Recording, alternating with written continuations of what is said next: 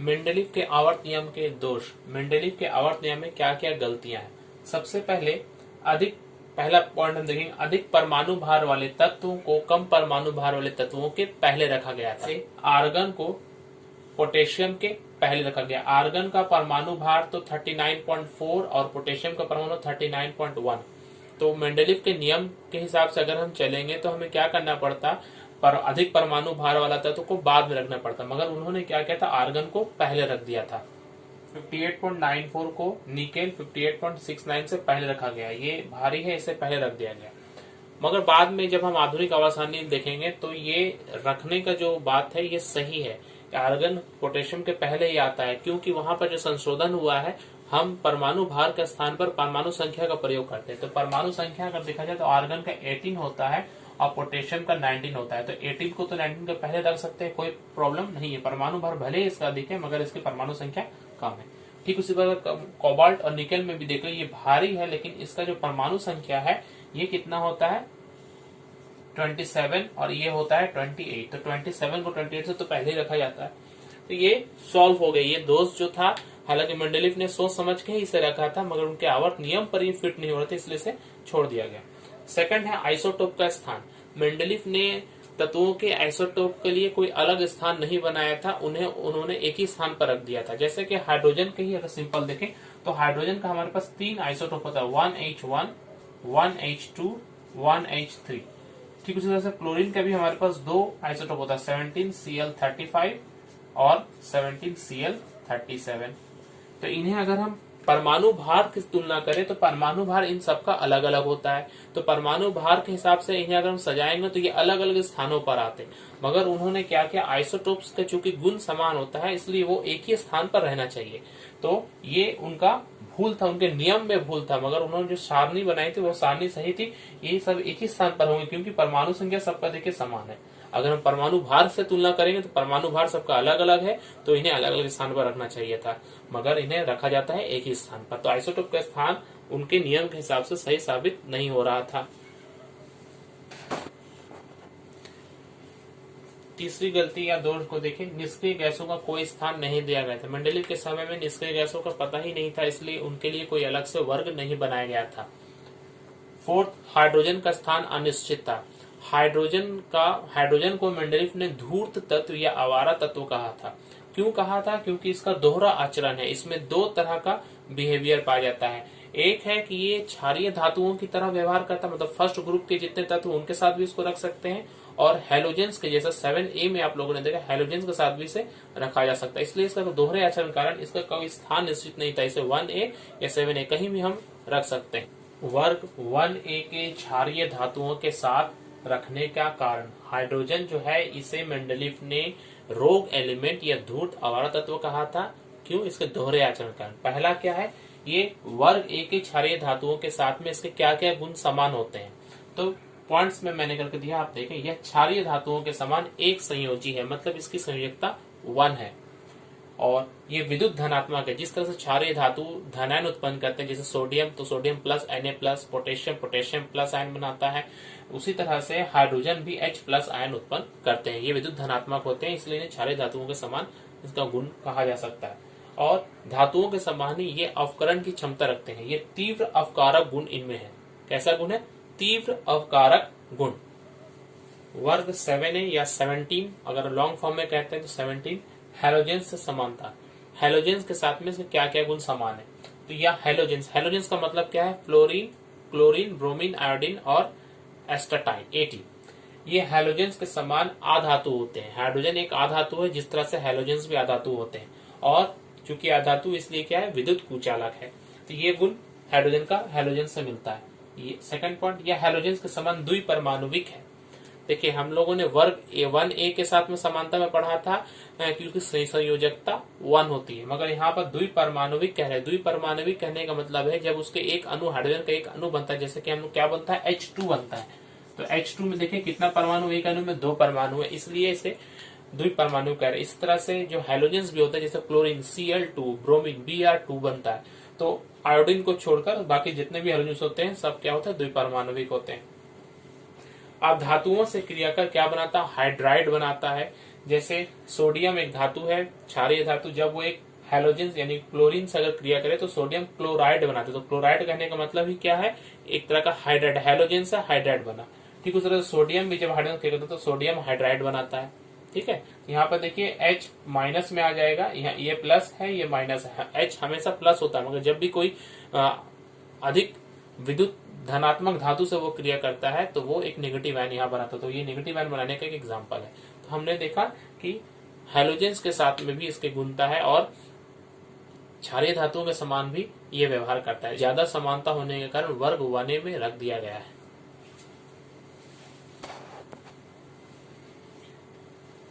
क्षारीय धातु alkali metals वर्ग 1A में या लॉन्ग फॉर्म में कहें तो फर्स्ट ग्रुप में जितने धातु पाए जाते हैं हाइड्रोजन को छोड़कर, lithium, sodium, potassium, rubidium, caesium, francium, ये सब जो धातु पाए जाते हैं इन सबको हम लोग कहते हैं अल्काली मेटल्स। इन सब की संयोजकता कितनी होती है, 1 होती है। संयोजकता कितनी होती है, 1। और ये बहुत अच्छा या बहुत प्रबल क्षार उत्पन्न करते हैं। इसी तरह से दूसरा हम लोग पढ़ेंगे alkaline earth metals. Alkaline earth metals second A group में या सेकंड ग्रुप में जो तत्व पाए जाते हैं, जो धातु पाए जाते हैं, उन्हें हम लोग क्या कहते हैं, अल्कालीन अर्थ मेटल्स कहते हैं। हमारे क्षारीय पार्थिव धातु हैं। ठीक इसी प्रकार अगर हमसे कहा जाए हैलोजेंस, क्या है, 7A वर्ग में या लॉन्ग फॉर्म में कहा जाए तो 17th ग्रुप में जो तत्व पाए जाते हैं, धातु पाए जाते हैं, वो क्या होते हैं, हैलोजेंस होते हैं। तो फ्लोरीन, क्लोरीन, ब्रोमीन, आयोडीन और एस्टाटाइन। इनमें एस्टाटाइन जो है ये एक रेडियो एक्टिव पदार्थ है। कैसा पदार्थ है, रेडियो एक्टिव पदार्थ। इसे ध्यान रखेंगे। अगर हमसे कहा जाए एक रेडियो एक्टिव हैलोजन को उदाहरण दो तो एस्टाटाइन। आयोडीन के भी कुछ आइसोटोप होते हैं जो रेडियो एक्टिव होते हैं, जिसका हम लोग इलाज, गले के कैंसर का इलाज करने के लिए भी इसका इस्तेमाल होता है। ये सब इलेक्ट्रोनेगेटिव नेचर के होते हैं, सब याद रखेंगे, सब काम आता है। इलेक्ट्रोनेगेटिव, विद्युत ऋणात्मक, मतलब इनमें इलेक्ट्रॉन ग्रहण करने की क्षमता बहुत अधिक होती है। ये हमेशा ऋणायन बनाते हैं, माइनस नेगेटिव आयन बनाते हैं, negative ion. Fluorine, chlorine, bromine, iodine और एस्टाटाइन। ऊपर से नीचे जैसे जैसे हम आते हैं, ये ऊपर से नीचे की तरफ जा रहे हैं, फ्लोरीन, नीचे क्लोरीन, उसके बाद ब्रोमीन। जब ऊपर से हम नीचे की तरफ आते हैं तो इलेक्ट्रोनेगेटिविटी घटती है। सबसे अधिक विद्युत ऋणात्मक कौन है, फ्लोरीन है।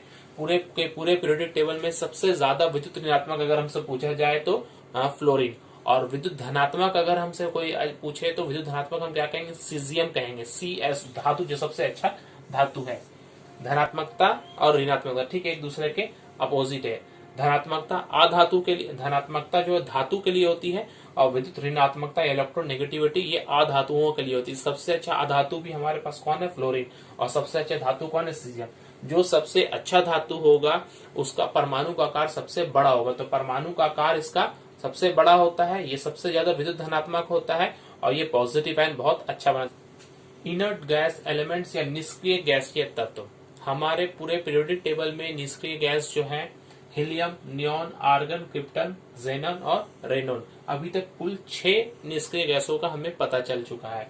इनमें एक बात क्या है, इन्हें निष्क्रिय कहते हैं। क्यों निष्क्रिय कहते हैं, क्योंकि ये किसी भी और दूसरे तत्व से कभी भी क्रिया नहीं करती, ये बहुत ज्यादा स्टेबल होती हैं।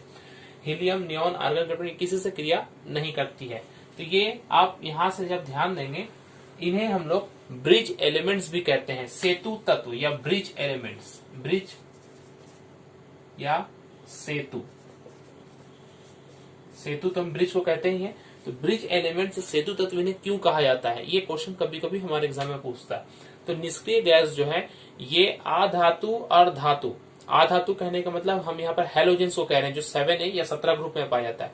ये हैलोजेंस और क्षारीय धातु जो फर्स्ट 1A में पाए जाते हैं, उनके बीच में कड़ी का काम करता है। अगर पीरियोडिक टेबल अगर आप गौर करेंगे तो आपके पास में यहाँ पर आप जैसे मान लीजिए फ्लोरीन देख रहे हैं, फ्लोरीन कितना होता है, ये एक अधातु है। फ्लोरीन के बाद में आता है नियॉन, और नियॉन के बाद में आता है सोडियम यहाँ पर। तो ये देखिए, ये एक अधातु, उसके बाद निष्क्रिय तत्व, और उसके बाद यहाँ पर क्या है, एक धातु, क्षारीय धातु, तो इन दोनों के बीच का ये कड़ी है, इन दोनों को जोड़ने का काम करता है। इसीलिए इसके हम लोग इन जितने भी तरह के निष्क्रिय गैस है इन्हें हम लोग क्या कहते हैं, ब्रिज एलिमेंट, सेतु तत्व कहते हैं। क्यों? क्योंकि ये आधातु या हेलोजेंस को क्षारीय धातुओं के साथ जोड़ने का काम करता है। ये कहाँ पाए जाते हैं? तो long form of periodic table में 18th ग्रुप जो है ये खास करके इन्हीं के लिए दिया गया, 18th ग्रुप, और इसे हम लोग जीरो ग्रुप भी कहते हैं। 18th ग्रुप या जीरो ग्रुप में निष्क्रिय तत्व पाए जाते हैं। इनर्ट गैसेस में सबका कुछ न कुछ नाम का एक मतलब है, आप लोग मतलब को समझ लें। हीलियम, सबसे पहले हीलियम गैस का आविष्कार, जो निष्क्रिय गैसों में सबसे पहले हीलियम का ही पता चला था। ये हीलियम का जो पता हमें चला था, ये सूर्य से आने वाली किरणों का जब स्पेक्ट्रम बनाया गया तब वहां पर इसके बारे में पता चला। स्पेक्ट्रम क्या होता है आप लोग हायर क्लासेस में पढ़ेंगे। तो हीलियम शब्द का जो मीनिंग है वो ग्रीक लेटर में हीलियस शब्द से आया। हीलियस का मतलब होता है सन, ये सन से हमें मिला है। अब बाकी जितने भी हैं इसको छोड़कर, रेडन को छोड़कर, नियोन, आर्गन, क्रिप्टन, जेनन, ये जो है ये हमें हवा से प्राप्त होती है। हवा में ये नाइट्रोजन के साथ में मिलकर रहती है, इसलिए हमें इसके बारे में पता। हीलियम के बाद जो सबसे पहले पता चला, आर्गन के बारे में पता चला। नियोन बाद में पता चला। आर्गन जो है इसका शब्द होता है, इसका मतलब लेजी। इसे आविष्कार किसने किया? रेले वैज्ञानिक ने इसके बारे में हमें सबसे पहले बताया था। और उसके बाद फिर पता चला नियोन। नियोन का मतलब होता है न्यू, नया। क्रिप्टन, इसका मतलब छिपा हुआ, हिडन। जेनॉन, इसका मतलब स्ट्रेंजर, क्योंकि ये जो गैस उस समय एकदम अनजान थे, इसके बारे में कुछ पता नहीं था, इसलिए स्ट्रेंजर कहा गया, अजनबी कहा गया। और रेडॉन जो है ये रेडियम, एक रेडियो एक्टिव तत्व होता है, उसके विघटन से रेडॉन प्राप्त होता है। और इन सब का जो आविष्कार है वो रेले और रैमसे ने मिलकर किया था। ये यहाँ से यहाँ तक देखेंगे, नियोन, आर्गन, क्रिप्टन, जेनॉन, ये हवा में पाई जाती है। ये हीलियम सूर्य से आने वाली किरणों में पाई जाती है। और रेडॉन जो है वो रेडियम के विघटन से हमें प्राप्त होती है। या हम संक्रमण तत्व या ट्रांजिशनल एलिमेंट्स, पीरियोडिक टेबल के अगर लॉन्ग फॉर्म में देखें तो वर्ग 3 से लेके 12 तक जितने भी तत्व पाए जाते हैं, मतलब बीच का जो भी डी ब्लॉक जिसे हम लोगों ने कहा था, जितने भी तत्व पाए जाते हैं उन्हें हम लोग क्या कहते हैं? ट्रांजिशनल एलिमेंट्स कहते हैं। इनमें 3 तत्व ऐसे हैं जो चुंबकीय भी होते हैं, जैसे कि लोहा, आयरन, कोबाल्ट और निकेल। इसलिए कभी कभी हमें कहा जाता है कि एक ट्रांजिशनल एलिमेंट का नाम बताए जो चुंबकीय गुण जिसमें पाया जाता है। तो आयरन, कोबाल्ट या निकल, इन तीनों में से किसी एक कभी हम नाम बता सकते हैं। और ये ट्रांजिशनल एलिमेंट जो ये बहुत कठोर धातु होते हैं, मेटल्स होते हैं। ट्रांजिशनल एलिमेंट्स के बाहरी कक्ष जो होते हैं, 2 बाहरी कक्ष अपूर्ण होते हैं। इसको ट्रांजिशनल एलिमेंट्स के बाहर के 2 कक्ष अपूर्ण कहे जाते हैं। Transuranic elements, periodic table में अगर आप लोग 7th ग्रुप को देखें, 7th पीरियड को, तो 7th पीरियड में यूरेनियम जो है 92 परमाणु संख्या का यूरेनियम होता है। इस यूरेनियम के बाद में जितने भी तत्व होते हैं 92 से अब तक हम लोग 118 तत्व हमें मिल चुका है। इन सब तत्वों को हम लोग क्या कहते हैं? ट्रांस यूरेनिक तत्व कहते हैं। ये ट्रांस यूरेनिक तत्व में अधिकतर जो तत्व है वो रेडियो सक्रिय है, और ये जो है ज्यादा आर्टिफिशियल एलिमेंट्स कहलाते हैं, क्योंकि इन्हें प्रयोगशाला में बनाया गया है। ये नेचुरली नहीं पाए जाते, ये आर्टिफिशियल एलिमेंट्स होते हैं।